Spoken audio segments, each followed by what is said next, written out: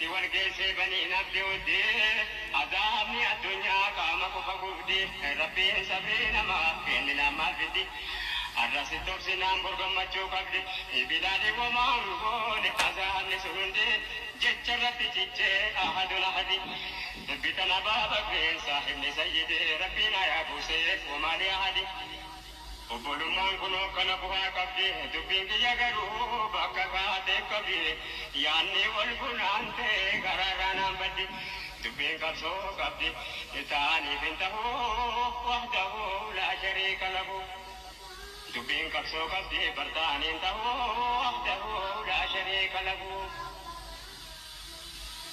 bilaalin dhuunfatee booda khidmaan diinii jaallate dhugumaa mustafa lamiini takka biraan hafne amma jiruu isaanii waan jaahiliyaan taate beeka dhugumaani namni laalaa burree beekummi adiinee hubachuu danda'a hin galuuf gariini takka ooleen buluutuun argin isaanii rabbiin muraada isaa guuteef dhugumaani filatee taasisee muhazzine isaanii akkuma mataarraa tuttuqe duraani akka ta'uu dhabee gaafa du'a isaanii utuu qataa beekuu dadhabe garaani guyyaa isaan awwaalamuudhaaf ka'anii bilaala isaaniidhaaf ka'e salaanni keenyaanii wayitaa dhaqee gahuu bakka maqaa isaanii jalqabee dadhabee addaan kute isaanii har'a buutan danda'u jedhee isaanii hunda isaanii garahanii akkas nama gootee akeekaan himaanii jarri qadri isaanii beekuu bakkas ta'uu لا شريك له الله الله يا ربي يا مولاه له الملك وحده لا شريك له محمد رسول الله والذين معه أشداء على الكفار رحماء جد القرآن ويتعالى جراسه رحمة نقوم جرتها بلال مقام لحر يستعفه مقرر يفلك النيم دادين له يا أمة برهول ربيت والقو وثم دقينه وانا ديف ناسو أكا صحابا ميك ساني رددو وهنتم مجراتي كيادو بيادو نبيك نما سلر كان ساني قو إسان سلام بيوتو انداتو بشيرتي وامو ورقانو تو بسم الله الرحمن الرحيم الحمد لله رب العالمين والعاقبة للمتقين ولا عدوان إلا على الظالمين وصلى الله وسلم على أشرف الأنبياء والمرسلين نبينا محمد وعلى آله وصحبه أجمعين أما بعد السلام عليكم ورحمة الله وبركاته كم جرتن وبليوان كينك كيري الحمد لله بقنا قان جراتنين إهادة سنين جنة إن شاء الله تعالى يا ربين على ما فدي الروان الروليادة تشيفنو عيادة المريض ديما ما قافتشو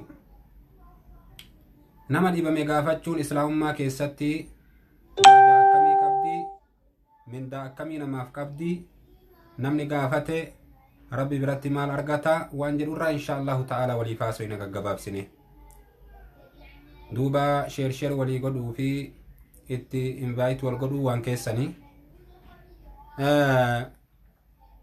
dhibamaa gaafachuun darajaa guddaa namaa qaba yaa obboleewwan kiyya gaafachuu dhabuun immootu dhiphinna rakkinna guddaa namaaf qaba mee akkamitti rabbiin subhaanahu wa ta'aalaa guyyaa qiyaamaadha gabricha isaa yaamee yaa gabricha kiyya bar dhibamee na gaafachuu diddee siin jedha duuba hadiisul kursii keessatti nabiin keenya akkana jedha alayhi salaatu wassalaam rabbiin guyyaa qiyaamaadhaa waan siin jedhu bar an dhibamee dhuftee na gaafachuu diddee yaa abdallah maal jettee deebifta duuba yoo rabbiin akkana siin jedhe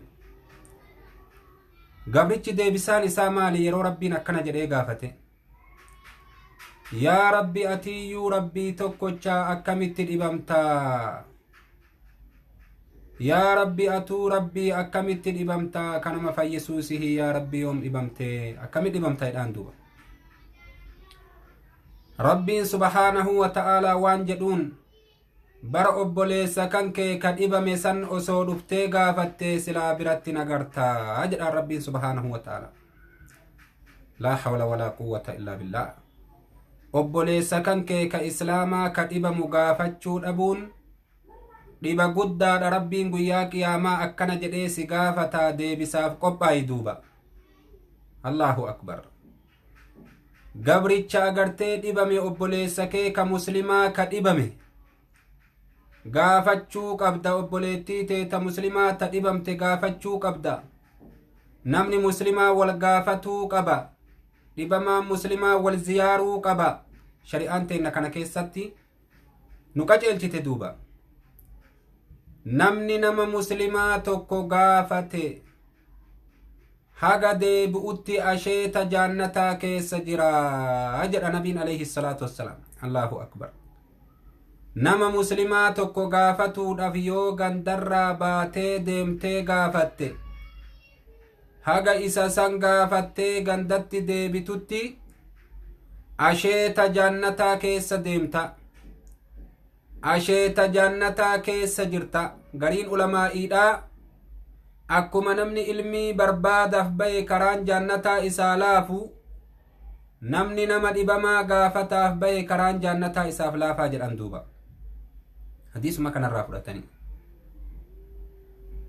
kanaaf rabbiin keenya nu haasattaru yaa obboleewwan keenya haqa obboleewwan keenyaa hedduu balleessine. haqa obboleewwan keenyaa hedduu balleessine dhibamaa gaafachuu dhaburratti, dhibamaa ziyaaruu dhaburratti, ka obsitaala ciise, ka mana ciise, ka ollaa keetii, ka ollaa keen ta'in dhaqanii gaafachuu barbaachisa yaa obboleewwan kiyya. dhaqanii gaafachuu barbaachisa. akkanatu namarraa eeggama. akkanatu namarraa eeggama. yoo guyyaa qiyaamaa gaafin akkanaa sitti dhiyaate deebisaan kee maal taha duuba? deebisaan kan kee maal taha duuba? atiin dhibamaan gaafanne, atiin obboleessa kee ka dhibamuun gaafanne, obboleettii tee ta dhibamtu ta muslimaan gaafanne, milkiin eessan namaa dhufa yaa obboleewwan kiyya? dhageeffadhaa duuba. إذا دعا الرجل أخاه مسلما مشى في خرافة الجنة حتى يجلس. أكنا جاء نبي عليه الصلاة والسلام yeroo gaafate agarteen gurbaan muslimaa tokko jechaadha obboleessa isaa ka muslimaa yeroo gaafate ni deema jechaadha asheeta jannataa keessa deema hamma taa'utti, hamma dhaqee namticha san bira taa'utti.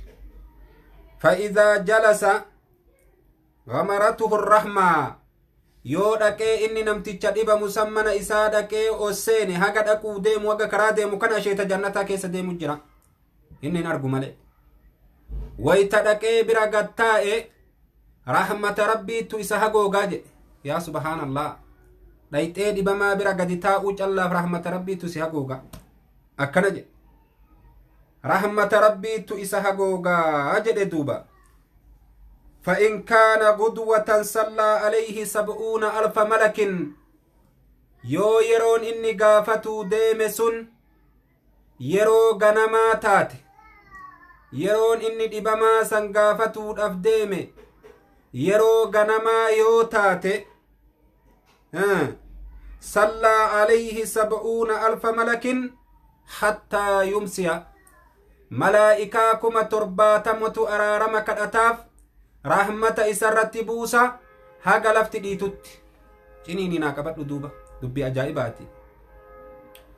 yoo ganama rabbii kan kee ganama agartee ka rabbii kan keetiif jecha obboleessa kan kee ka muslimaa ziyaaruudhaaf isaa dhibamu kana gaafachuudhaaf kaatee deemte gara mana isaa, malaa'ikaa 70,000 malaa'ikaa 70,000 malaa'ikaa 70,000tu du'aayii sii kadhata. yaa rabbi nama saniif araarami jettee araarama rabbiin sii kadhatti. yaa rabbi nama saniif rahmata godhi jettee rahmata sii kadhatti. malaa'ikaan 70,000 haga yoomititti? haga aduun dhiitutti. ati ganama gaafatteemi? gaafatteetuma irra gortee bira dabarte kama karaa deemtu fa. haga aduun dhiitutti malaa'ikaa 70,000tu du'aayii sii kadhata. ajaa'ib! fadlii hagana qabu irraa eessa jira ummanni muslimaa yaa obboleewwan? allahu akbar. درجة هجنجه الرئيس جريا أبليوان كيا ulfinna haganaga irraa jirra yaa obboleewwan kiyya mindaa haganaga irraa jirra yaa obboleewwan kiyya kayrii ganama takkatti ka karaa deemtu irra bahuu dadhabdalaal obboleessa kee ka dhibamu yookii kama karaanuu bira si baasu irraa gortee dabarta laa hawla walaa quwwata illaa billah osseente assalaamu alaykum akiikii akkam bulte nagaa bulte laa ba'asa tahuruun inshaa allah haganuma jettee biraa deemta haganumaaf malaa'ikaan 70 ganama irraa kaate yeroo ati gaafatte san irraa kaate haga lafti dhiitutti du'aa sii gooti malaa'ikaa bar banii aadam hin jenne malaa'ikaa bar jinni hin jenne ummata maasiyaa qaba ana yoo taate maasiyaa qaba araaramni an sii kadhadhu yookiin qeebalamaa yookiin qeebalamu malaa'ikaan immoo ummata cubbuun qabne du'aayin isaanii ni qeebalamti orma santu sii kadhata malaa'ikaan 70 malaa'ikaan 70 du'aayi sii kadhatti jedhe duuba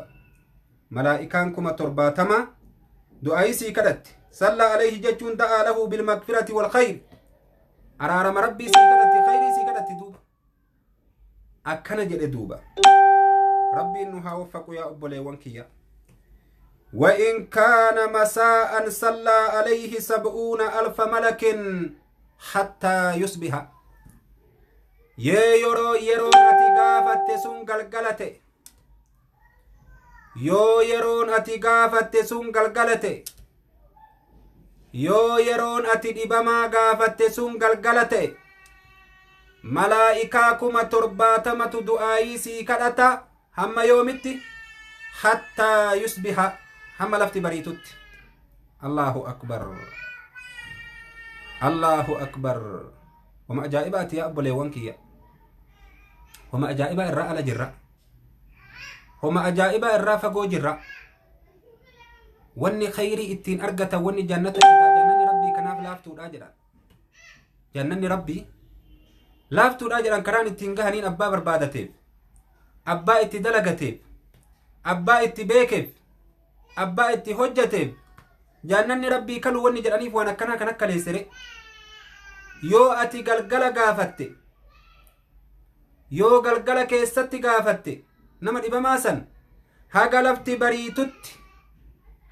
bariitutti malaa'ikaa 70 du'aa isii kadhata sinii galee obboleewwan haga lafti bariitutti malaa'ikaa 70 du'aa isii kadhata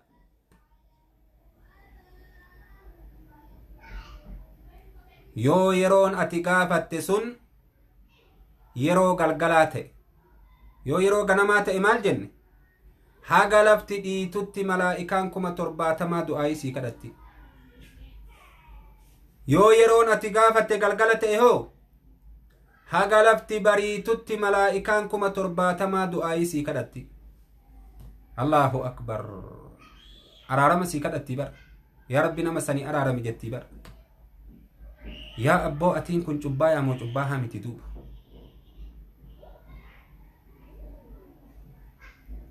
araaramatti na jamnuu nuti dilaawaa cubbaawaa akka keennattu jira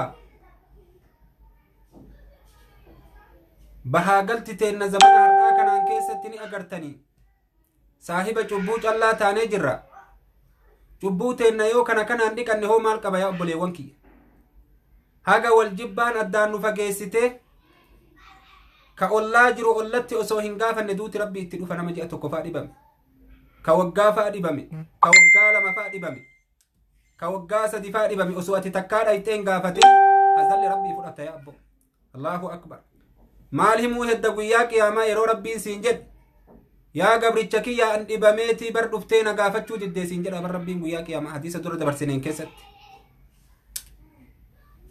an dhibamee na gaafachuu diddee yeroo ati deebisaa kennituuf yaa rabbi atuu rabbi akkamittiin si gaafadha yeroo ati jettuun bar gabrichi kiyya obboleessi kan kee kasi bira dhibamee ati hin gaafatiin sun ana siin jedha rabbiin osoo dhaytee isa gaafattee bar isa biratti nagartaa siin jedha rabbiin allahu akbar baatin jirtuu beekaa yaa obboleewwan kiyya tanan nu eeggata tuuba yaa obboleewwan keenna dhibamaa gaafadha ka fuula beeytaniif ka fuula hin beeynellee gaafadha ka'aanaa keessan ta'eef ka'aanaa keessan hin ta'in illee gaafadhaa dhibamaa gaafachuu barbaachisa. Dhibamaa gaafachuu barbaachisa. Dhibamaa wayita ati gaafatte ni gammada yaa abboo. Nama akka keetii kakaleessa ol dhaabbatee deemutu har'a saahiba algaa ta'e. Tunummaanuu silaa ka nama gaafachiiftuu miti akkuma banii aadamittuu ka rabbiin jedhe dhiisa. Ka shari'aan teenna karaa irra nu keette dhiisa akkuma agartee jireenya banii aadamitti nama kaleessa sii waliin jiru karra si biraa ciise. Nama kaleessa sii waliin kolfee taphatu karra arrabni qabame. Nama kaleessa sii waliin bakka meeqa deemu karra ijja dhabe. Nama kaleessa sii waliin deemu karra luka dhabe. Nama kaleessa bakka ati ooltu oolu dalagaa ati dalagatu kasii waliin jaarsummaa deemu kasii waliin bakka taphaa deemu kasii waliin bakka gammachuu deemu karra si biraa dhabame. Ka osoo addunyaarraa hin galin saahiba sireedhaa ta'e kana gaafachuun akkanumattuu haqaami yaa obboleewwan kiyya. Ka rabbiin itti nu ajaje ka shari'aan irra nu kaa'e dhiisi. Meetiin xallaa laallaa nu hin cufti obboleewwan qabnaa nu hin cufti haadha qabnaa nu hin cufti abbaa qabnaa waan irraa dhalanne qabna. Dhibee rabbii waliin nama uume. Nama dhibame kana meetiin xalli waytii ati bira dhayxe akka inni itti gammadu. Waa godhuufii miti beek. Yoo qabaattee waa gooteef fani imaahii. Yoo hin qabaatin illee akkanumatti dhaqii gaafadhu. Dhaqii gaafadhu afaanuma duwwaa. Immoo warri ulamaa sharxii godhan nama dhaqanii gaafatan kana wayita gaafatte agartee haala namtichaa beekuu haala namtichaa laaluun barbaachisaadha jedhan. Nama kana agartee ka bira turuu dhabu yoo inni akka ati bira turtu fedhe malee. Maaliif jennaan haajaa fa'a qabaachuu danda'a haajaa sana agartee fincaanii fi waan adda addaa warra isa irraa baasa malee ati irraa baasuu hin dandeettu si qaanfata. Yoo immootu akka ati biraan deemne nama garii ka yoo ati bira dhayxee teettee haasoytu dhibeen irraa kaatu jira. Akka ati haasoytuun barbaadu. Kana biraan deemin jedhu ka akkanaa kana bira taa'ii yoo yeroo qabaatte. Kennii fi yeroo tante. Bakka biraatuu teettee odeessitee yeroo fixxaatii isa bira taa'ii haasayiiti agartee nama sirraan qaanfanne ka sirraan cinqabne ka sirraan rakkanne yoo taate. Haala saniin agartee bira taa'ii haasoysiisi rakkoon qabu jedhan. Sinii galee. Haala isaa ilaaluun barbaachisaadha duuba. Yeroo inni rafuu barbaadu fa'a bira ta'anii hirriba isa dhoorguun isaa karaa dhibamee agartee kaan dhibeetti jiru. Hin rakkisan duuba rakkoo biraa ittiin barbaadan dhibeerraan dhibee ittiin barbaadan. Maal godharree yoo inni nama hirriba barbaadu taate kasi immoo sirraa saalfatee narraa bahi rafaasiin jechuun hin ulfaata banii aadami. Kana beekuufii qabda ofumaan akkanumatti qeenan beekuufii qabda. Yookiin warri illee harka qal'eeyyiidha agartee kaa sa'atii misaa sa'atii agartee ashaa sa'atii adda addaa bira teetteettiin hin agartee kaa nyaata isa dhoorguun hin barbaachisu. Sii galee haala isaa ilaaluun barbaachisaadha jedhan yeroo gaafatan kana bira taa'uudhaaf. Gaafachuuf immoo yeroo maraa karaan bana ol gortee seentee assalaamu alaikum akkam nagahan bultee nagaa jirta akkami goomte insha Allah ni fayyita akiikii abshiira du'aa isii godhu jirra abshiira laa ba'asa xahuuruun abshiira rakkoon hin jiru azaan hin jiru dhukkubni kunillee ka dilirraa si qulqulleessu ta'a abshiira akiikiyya jettee waan bareedaa itti dubbattee abshiira obboleettiiti jettee yoo dubartii taate waan bareedaa itti dubbattee biraa bahu. Haala isa rakkisu isatti dalaguu dhabuu jecha walumaa galatti. Haala isa rakkisu haala isa dhibu haala isa cinqu ittiin dalagan duuba. Haala inni irraa rakkatu isaa karaa dhibee keessa jiru dhibee biraa itti ta'uu yaada biraa itti ta'uun hin barbaachisu. Akkana jedhan duuba. Sharxiin isatti hin gaafatan kun akkana barbaachisa. Haqa immootuu dhibamaan namarraa qaburraa yi gaafatuun. Yoo nama isa gargaaru hin qabne cinaa dhaabbattee gargaaru yaa obboleessa kiyya. Mee asirratti qissaa takka yoo isinii dubbadhe. Abu Bakr Siddiq radiyallahu anhu wa ardaa. Irra caalaa namaa ka ta'e eegaa agartee ambiyootaa fi rusultootatii ka jedhaniin sun namni abbaa bakrii caalu hin jiru ambiyootaaf rusultoota mala itti aanee abbaa bakriiti. Nabii kennan ragaa baheefi alayhi salaatu wassalaam. Afdalu nnaasi ba'da al-anbiyaa'i wal mursaliin.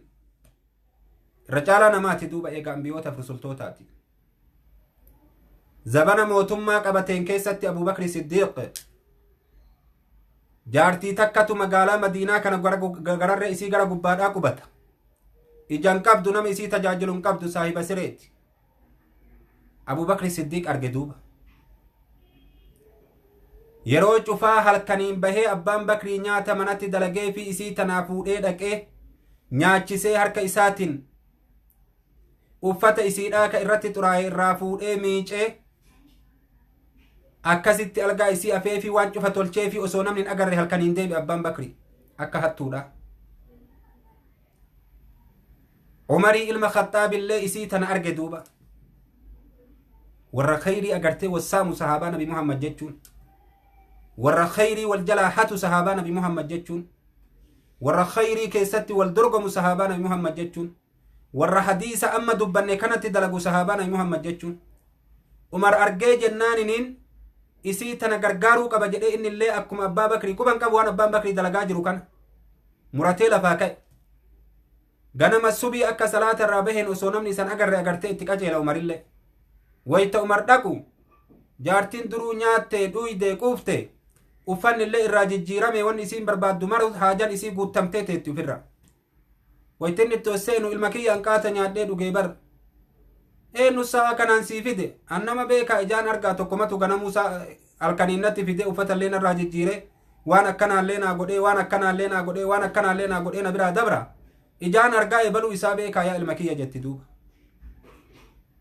ajaa'ibatti ta'e Umariin eenyuma dhiiroo namni akkanaa kun borumtaallee Umar deebi'a qaata haajaa isii fixaniif iftaanumtaallee Umar deebi'a qaata haajaa isii fixaniif Umar jala buluu qabaa jedhe nama kana qabuudhaaf karaan biraa ka ittiin beekun jiru dhiiruma akkanatti kayrii dalagattu tana beekuu qabaa jedhe Umar duuba halkaniin bahee dallawa isii jala ciise duuba Umar wayta Umar agartee kaa dallawa jala ciise dhokatee achi ciisee eegu abbaan bakrii kunoo agartee shoottisaa dhufe duuba akkasit dhufee waan maraa godhee fi abbaa bakrii biraa gadi bahu kana arge Umar boo'e duuba Umar mimman gannaqe Allahu akbar radiyallahu anhu wa ardaa rabbi sarra haa jaalatu Umar nama garaa laafuka yaa abbaa bakrii huma tokkoon keessattillee si dabruu hin dandeenyu jedheen khayrima takka keessattillee si caaluu hin dandeenyu jedhee yaa abbaa bakrii huma kayrii jedhan takka agartee nuun dhiiftuu jedheen ati nu dura dabartu malee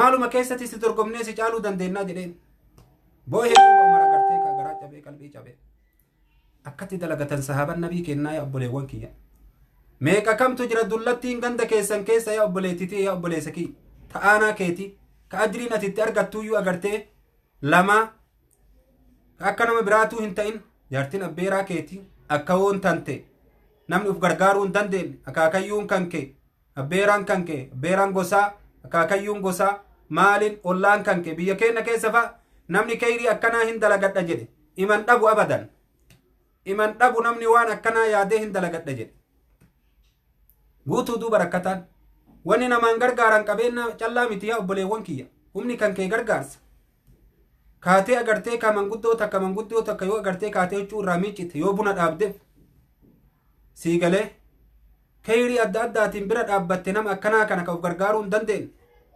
karakkoon adda addaatiin takki ija dhabuun dhibe gaafattee agartee maal feetan jetteeni homa gootu humna keetirra yoo qabaattee agartee diinagdee qabaatteillee gargaari galata biraattu sii eda'ame malee wani sirraa hir'ate hin jiru bifa kanaan agartee sahaaban nabii kennaa milkaawan kana fa'aan kunu abbaan bakrii hulaalee jannataa 8 irraa tafedhe seena guyyaa qiyaamaadha guyyaa borii jechuudha guyyaa akiraadha sababni abbaan bakrii agartee kaa sahaabaa keessaa dura baheen wanni abbaan bakrii ittiin filatamee jannata rabbii agartee kaa hulaan cufti jalaa banamte tafedhe keessa deemuuf sababa kanaafi quba qabaa hujii akkanaati harkaa qaba Abubakri Siddiq hujii akkanaati harkaa qabdi sahaaban akka isaa hedduudha yoo isallee hanqatan akkana duuba sinii galee gaaf tokko nabiin keenya alayhi salaatu wassalaam ol ka'ee gaafate sahaabaa isaa eenyu namni har'a dhibamaa gaafate jedhe ana jedhe abbaan bakri eenyu har'a namni sooman oole jedhe ana jedhe abbaan bakri eenyu har'a namni du'aa awwaale jedhe ana jedhe abbaan bakri hin gartanii yaa obboleewwan kiyya waa cufa keessatti ana jedhe abbaan bakri ka soomanaan oole eenyu ana ka dhibamaa gaafate eenyu ana ka du'aa jala deeme eenyu ana ka qabrii geessee awwaale eenyu ana ka irras salaate eenyu ana waan cufa abbaan bakrii waliin qabate guyyaa tokko keessatti duuba nabiin keenya alayhi salaatu wassalaam maal jedhe namni agartee guyyaa tokko keessatti amri akkanaa walitti qabate galanni biraa isaaf hin jiru jedhe jannata malee. Allahu akbar. Akka kanatti abbaan Bakrii agartee kaawwan cufaan keessatti ummata dura bahe yaa obboleewwan kiyya. Khayrii keessatti wal dorgomuu duuba nuti hin beeynu. Baaba biraa keessatti wal dorgomuu immoo ni beeyna. Haala keenna tahuu hin qabu yaa obboleewwan keenna. Haalli keenna haala nabii keennaa tahuu qaba. Haalli keenna haala qur'aanaa tahuu qaba. Haala hadiisaa tahuu qaba. Haalli keenna haala sahaabaa tahuu qaba. Haala taabi'iyyootaa tahuu qaba. Saalihitootaa tahuu qaba.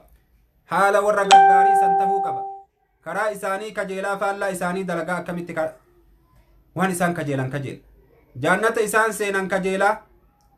Isaan jaalanna jedhaa hujiin isaan kilaafaa, jechaan isaan kilaafaa, gochaan isaan kilaafaa.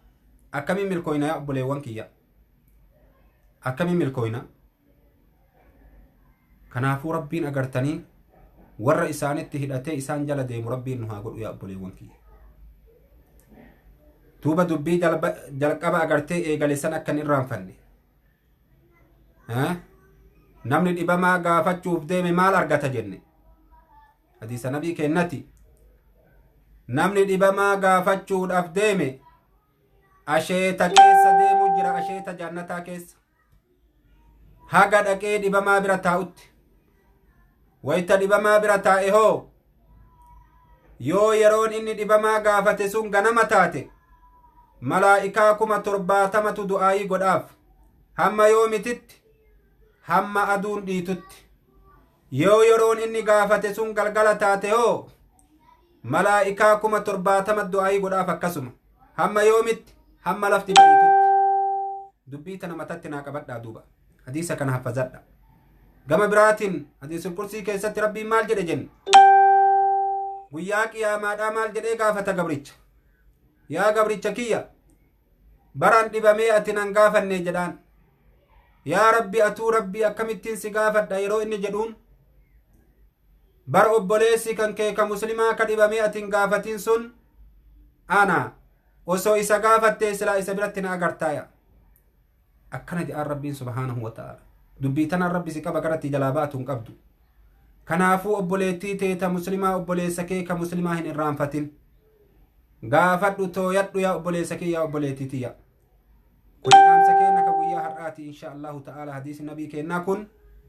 kanaafuu insha allah darsii keenna kar'aa yoo rabbi fedhee asirratti walirraa dhaabna. itti jajjabaadhaa. suutuma suutaan waan rabbiin nu laaffise walii dabarsinaa. waan agartee kaadhibamaa gaafachuun qabu har'a dubbanne. waan akkasuma du'aa islaamaa awwaaluun qabullee insha allahu ta'ala irraa dubbanna yoo rabbiin aalamaa fedhe. jajjabaadhaa isiniin jedha duuba. jajjabaadhaa. ilmii rabbii jala deemadhaa. bakka itti waa himan kanarraa hin fagaatinaa. bakka itti waa himan kanarraa hin fagaatinaa. bakka khayrii kanarraa boodan aaninaa. bakka khayrii kanarraa boodan aaninaa. waan akkanaa gurri nama dhagahee fakkeenyaaf agartee namni itti fayyadamu faa argama. namni itti fayyadamu faa argama. nu hin cufti itti fayyadamuu dandeenya. wani nu dhorgu wani nu daangessu hin jiru. yoo shayxaanni callaan irraa duubatti nu harkise malee wanni biraa kan irraa nu daangessu hin jiru. kanaaf agartanii jabaadhaatii rabbii keessan kadhadhaa.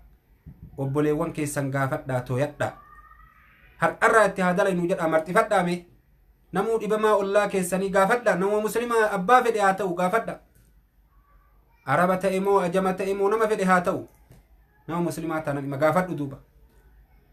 rabbiif jecha niyyadhuuti. isa beekuun dantaa siin qabu eessan wal beeynan jedhin gaafadhu. akkasi duuba. akkasiiti duuba. jazaakumullahu khayran baarakallahu fiikum. khayriin tun immootu akka nu calla irratti hin gabaabbanne akka obboleewwan keenya ka muslimaa ka biroollee dhaqqabdee rabbii aalamaa biraa nu martuu galata argannu. sheer walii godhaa walii faffacaasaa insha allahu ta'ala. asumattiin dhaabaa har'aa sagantaa biraa waan booda qabuuf ariifachuu jira. silaa waliin turraa akkasiiti. assalaamu alaykum warahmatullahi wabarakaatuhu. ma assalaami ila liqaa.